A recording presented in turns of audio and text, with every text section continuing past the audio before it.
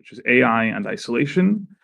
Is technology isolating us from ourselves? So this is both a talk about something very ancient about Tisha B'Av and about tragedy that has happened in the past and the root causes of it on a spiritual dimension, and as well kind of some of the technology that we're dealing with today and the potential underside that may exist. So the Talmud tells us, why were the two temples destroyed? Obviously, they were physically destroyed. The temples in Jerusalem were destroyed by the Babylonians and by the Romans. About 500 BCE, sorry, and then at 75 CE in the first and second temple.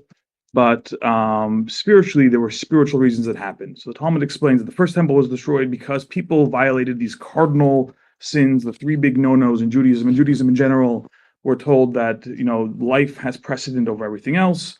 But when it comes to idolatry, murder, and adultery, these are things that a person should be willing to give up their life in theory, as opposed to abrogating and breaking. And therefore, people were so into these three cardinal sins that the first temple was destroyed.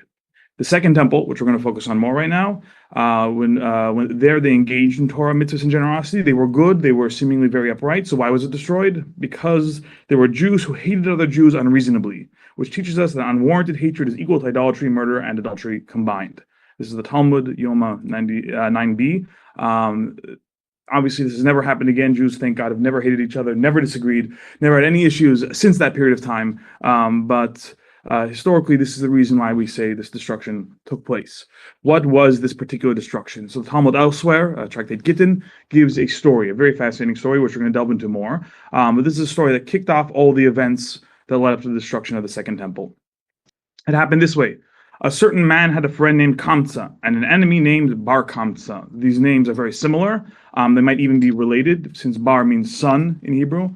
So it could be that Kamsa was the father and Bar Kamsa was the son, but in any event, he had two people with very similar names.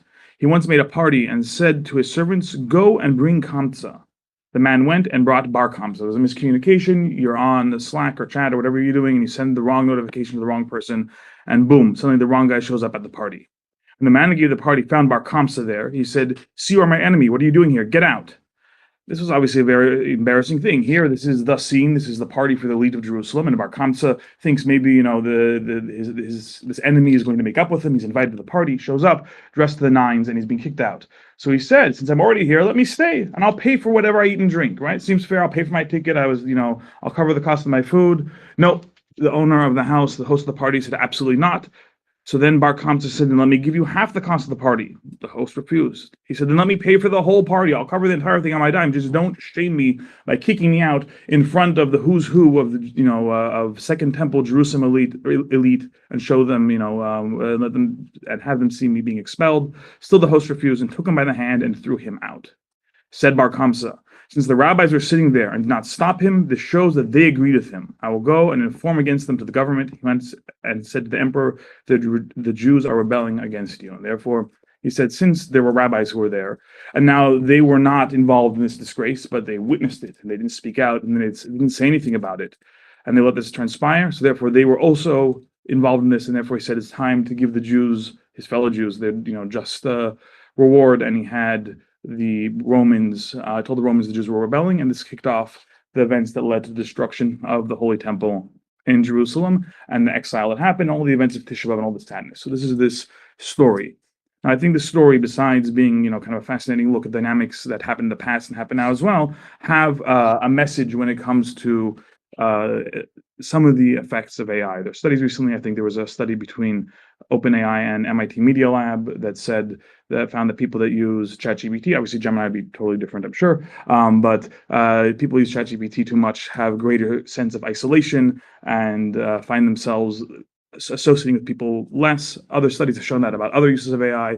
It leads to the possibility that a person is no longer dealing with their fellow humans as much, and that potential underside is something that has a lot of resonance right now for Tisha B'Av.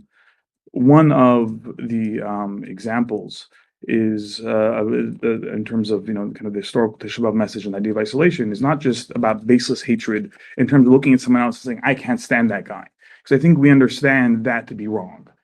But there's another side of this needless hate, and that comes from the Maharal, who was a 16th century rabbi, very, very famous. There's stories about him and the Golem, which has all kinds of other AI resonance, but we're not going to unpack that. Instead, he spoke about the story, and he analyzed the names of these two parties, of Kamsa and Bar Kamsa. These two people, their names weren't just happenstance. In fact, they could have very well not been their actual names. One guy could have been named, Joe, and the other guy, Sam or whatever it is. The reason why they had these names in the Talmud is because it represents something about their characteristics. He says as follows: when you examine closely the word Kamsa, you find this name signifies division. It's called Kamsa on account of separation and fragmentation, for this is the language of kamitza, or pinch or handful. As in Leviticus, and he shall take a handful of the comets from there. Then when the priest is doing a sacrifice in the temple and he has to take a certain amount of flour, he grabs it with his hands. This idea of pinching something, of grabbing something, of separating something from the whole is summed up in this word kamsa. Therefore, that which is separated and divided from the whole is called kamsa, and that is a handful taken from the whole. There's no doubt that the names of these men corresponded to their nature. They were characterized by division and separation, and therefore, through them, the temple was destroyed. The temple, which existed for the unity of Israel, to bind them together in oneness, instead was destroyed because this whole edifice, this whole experience is all about unity, and people were not united. People were creating kind of in-groups and out-groups, right? As we're going to see in a moment. That is why it's destroyed. You should ask, what did Kamsa himself do, right? When we look at the story, you have a guy hosting a party. He wants to invite Kamsa, and then instead he invites Bar Kamsa. Why is the first guy even mentioned? It should have nothing to do with him. He's just tangential there. Yet the Talmud says that it's because of Kamsa and Bar Kamsa, because of both these people, the temple was destroyed. What did Kamsa do wrong? What was his transgression and his sin? That should be said through Kamsa Jerusalem, that it was said that through Kamsa Jerusalem was destroyed. But you should know that because there was baseless hatred and division in that generation, and is the way of baseless hatred that a person takes for himself a friend specifically in order to be divided from another whom he hates. And this is what happened with the host was a friend of Kamsa. And this very love is in truth itself division and separation and discord. Just like the hatred, the truth produces division. Therefore, the friend was called Kamsa, so his bondage is only for the purpose of being divided from others. That sometimes it is possible when we isolate ourselves from other people, when we say that this is my group, this is my Kamsa, I'm separating this group from the rest, and viewing these particular people as my team, and the rest of the people, I don't have to deal with them, I don't want to touch them, I don't want to speak to them at all, I don't want to communicate with them. That in and of itself can become an act of hate as well. So therefore, it's not just about hate, about looking at someone else and saying, I hate this person, but the very fact that you create a group that you want to, that you value more than others, that in and of itself can be an act that causes separation and causes destruction. I think a parallel, something I've been thinking a lot about right now, is I could write an email and I'll run it through Gemini, and it will, improve the email. I got a bunch of notes. Great, I have a beautiful email. I send it to someone else. What do? They take it and they have their AI, take it and shrink it down and rewrite it for them. And the two of us never spoke for a moment, even if we traded emails back and forth. Each one of us never actually said a word to the other person. That is also an isolating effect as well. That technology has the potential and needs to be used, as we'll discuss more in a moment, to bring us together. But sometimes we could use it as a way to separate ourselves from other people and to engage with other humans less. And that in itself is a destructive act.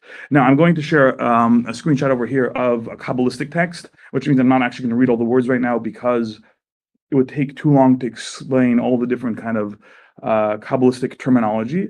But what it does suggest, this is a discourse that was said by the fifth Lubavitch Rebbe in 1910, that quotes the Zohar and various other works of Kabbalah, that when we think about the act of destruction is the Holy Temple in Jerusalem and everything that we're mourning on Tisha B'Av, all these events. It's not a one-time occurrence.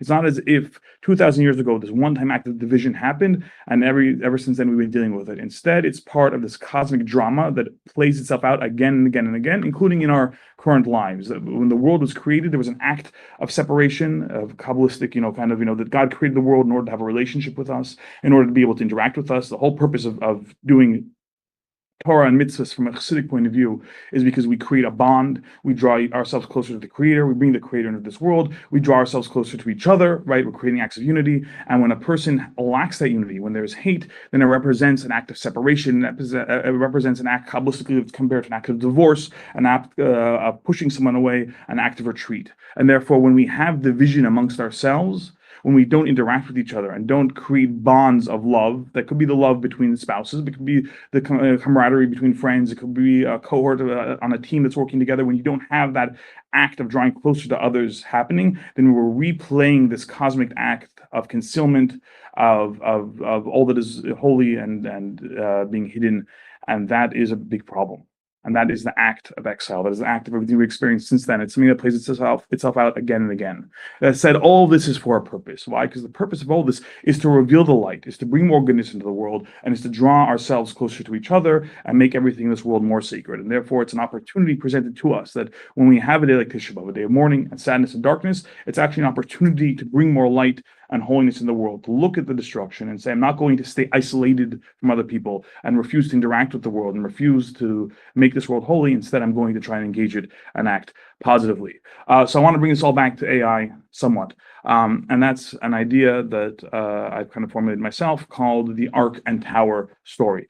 In the Torah, there are various Torah portions. The Torah is divided into 53 different sections. One is read each month from Simchat Torah, which is the beginning and end of the Torah reading, which is following Rosh Hashanah, following the New Year. It's coming up soon, and it continues on, throughout the year. So in the Parsha of Noah, the Torah portion, the portion that speaks about Noah, it really is, in my mind, kind of the exemplar of technology from a Jewish point of view. Because that Torah portion speaks about two technological revolutions. This first one, which we'll get to second, is Noah's Ark. But the Torah also speaks about something very famous, speaks about the Tower of Babel.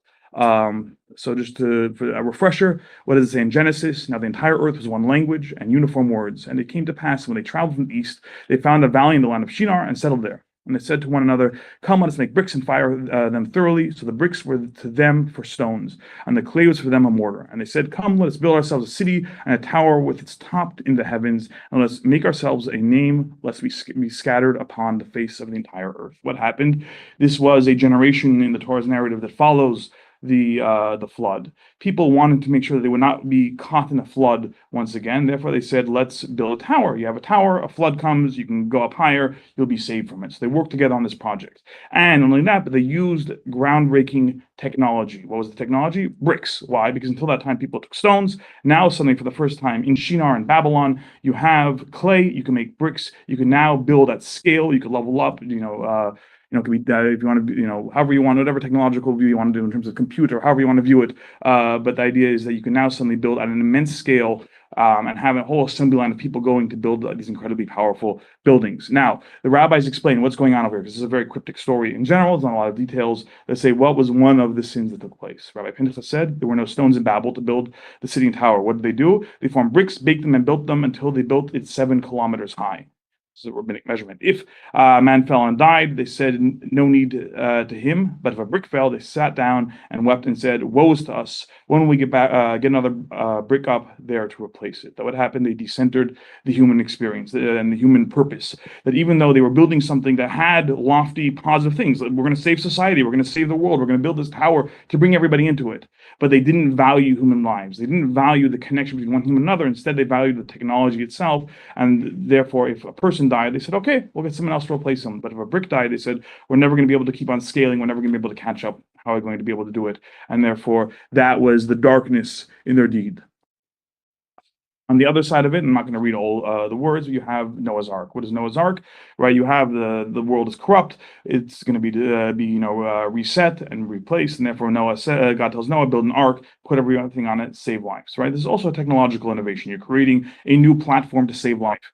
If you think about the two of them and you view them kind of on a conceptual level, one is saying both of them are these projects to save society, to save humanity, to save the world, to do the right thing. But one of them is focusing on the technology over the people, right? It has isolated itself from the human story and the human experience, and they're focusing on the technology, i.e. the bricks in the Tower of Babel. And they're saying, let's save all life that can be saved, and bring everything into this boat. It's going to be lifted up by the waters. It's going to be brought to a higher space. And therefore, I want to leave time for a lot of questions and conversation as well. But I want to bring one final thing, and that is ultimately the holiday of Tisha B'Av is considered the precursor to it is the darkness that precedes the light. It is a time before what's described as the Messianic era. That's a whole topic in and beyond itself in terms of the focus and what that means. But I think there's something really fascinating about the way Maimonides describes what this era represents to the Jewish people. What are we doing? What are we looking for? So the sages and the prophets did not yearn for the Messianic era in order to have dominion over the entire world, to rule over the Gentiles, to be exalted by the nations, or to eat and drink and celebrate. It's not about control. It's not about land. It's not about power. It's not about, parties and hedonism. Rather, they desire to be free to involve themselves in Torah and wisdom without any pressures or disturbances. They want to be able to study, to pursue knowledge, to pursue understanding without having to deal with the mundane aspects of the world. In that era, that we neither famine or war or envy or competition for good will flow in abundance, and all the delights will be freely available as dust. Occupation of the entire world will be solely to know God. Therefore, the Jews will be great sages and know the hidden matters, grasping the knowledge of the Creator according to the full extent of the human potential. As Isaiah states, the world will be filled with the knowledge of God as the waters cover the ocean bed. That we can reach an era, it is possible. And I'm not saying AI is messianic, even though we can always use everything in this world for positive purposes, but that if something exists to bring us one step closer to that ideal, one step closer to an era in which our pursuit is knowledge and understanding and wisdom and conversation, and not about having to deal with the mundane aspects of the world, because maybe there are agents taking care of it or whatever it is. The point is that we're able to focus on higher pursuits because everything else has fallen to the wayside. That is the ultimate goal, and therefore everything we create, ultimately, if we have that purpose in mind, to bring ourselves together, to uplift all of society and bring everyone together as much as possible, and then to focus on ultimately, knowledge and wisdom as a unifying force. That is what it's all about. What's interesting about the Kamsa Bar Kamsa story is that ultimately it is brought in the Talmud as an example of the discord that existed then, because you had social stratification, because you had parties where the elite attended and others were left out and things like that. So it's not to say that only these two people or these three people involved in the story were the people that hated each other and everyone else was fine. This was something that existed across society as a whole. I think it still exists today. But what is interesting is you have the actions of an individual, which then bring about, because he's offended and he goes to the Roman emperor, and then he says something to the Roman emperor then sends a message to the rabbis, and the whole story that kind of follows from there. We see that one individual was able to set off a chain of events that we are still feeling the repercussions of it today, because of the fact that Jews are dispersed around the world and the temple is destroyed and all these different things, which means to say that I think it's very easy to look back and say, what power do I have? This AI is happening no matter what, and therefore, it's beyond me, whatever it is. Every individual has tremendous power. I would say even more so the people in this room and on this call have the power to bring their positive selves and their positive ideas into what they're building, and to build something that uplifts humanity and things like that. But even somebody who's not in the AI space and on the tech space, and whatever it is, we all have that power to add in more, more good in the world. And small changes could have huge ramifications. Last year when Grok, when they decided to make it unwoke or whatever Elon's thing was at the time, somebody who had it tweeting out "I'm Mecha Hitler," right? Because it was a small change. They looked at the code. It didn't actually say anything in that way at all. But somehow small changes into a system like this can create these huge kind of effects that cascade from there. So therefore, all of our actions are important. We all have that power to be able to do these, on the positive side only, to focus on that to make this world better.